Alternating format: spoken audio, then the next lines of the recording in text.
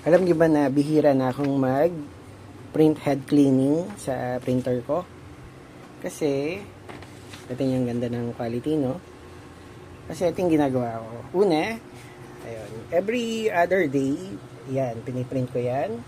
Ako naman yung gumawa niyan, pwede yung ma-download yan. Kapag mainit, yan, every other day. Kapag naman hindi ganun kainit, kahit every week, yan, print nyo lang yan. Then, isa pa sa ginagawa ko, kaya parating nasa condition yung printer ko, ito pa. Ito. Yan. Humidifier.